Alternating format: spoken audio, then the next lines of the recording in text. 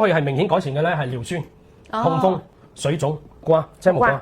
有啲人唔係肥啊，係水腫啊。OK， 呢個係幫助減肥都係好好嘅。呢種果草嚟講係比較酸啲嘅。天然嘅渣滓喺度，所以我哋每次飲之前都係出勻，清新啲，真係木瓜嗰種味。仲有尿頻啊，尿頻便秘，就夜尿多同埋呢個屙尿有泡泡嘅，同埋腎啊腰子唔好嘅，痔瘡問題、尿腺問題同埋炎門衰老啦，清肝去熱。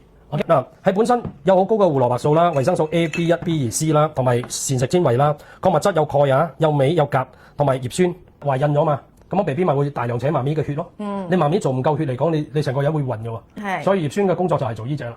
所以葉酸嚟講，仲有可以係幫助骨骼強壯嘅。再嚟咧，預防 BBK 型嘅。木瓜入邊最強嘅一樣嘢叫木瓜蛋白酶，控制呢一樣嘢唔會做太多尿酸。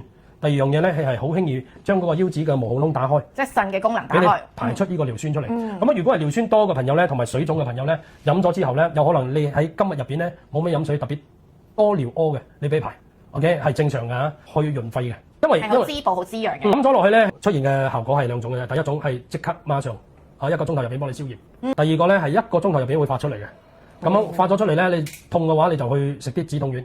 大概3日到4日，佢就會消失㗎啦。尿道炎青木瓜係最好嘅。你成個身體嘅炎症都有幫助。我嚟講咧，配嗰個山楂檸檬啊，係減肥一流嘅高手。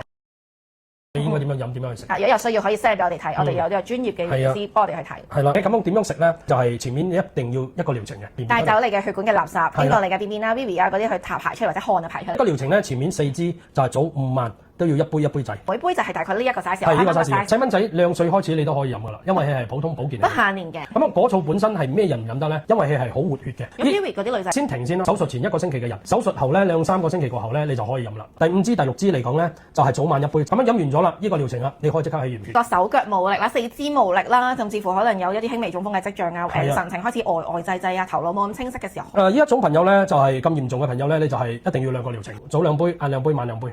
前面4支要咁樣飲，後邊8支嚟講咧早午晚，我分成一杯。頭先睇到個醫學報告都見到咧，個血液咧15分鐘之後個變化真係好大咯，真係唔係講笑。有食藥嘅朋友啊，係點樣飲咧？食咗藥先 ，OK， 你食完咗藥1個小時過後，你飲呢個果草，佢會將佢帶嗰3分毒啊，佢會將佢帶走嘅。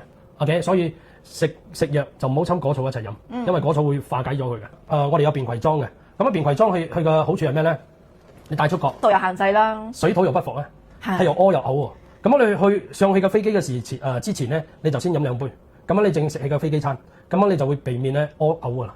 OK， 果草就有個殺菌嘅功效嘅。呢一個就係果草嘅好處。便攜裝咧係方便咧，就去到其他國家食到好有利嘅。咁多果草咧係好順暢嘅。所以就唔好等到出事先嚟飲咯。平時真係要即係發現得早自己個身體，同埋做一個保養咁樣去飲果草咯。OK。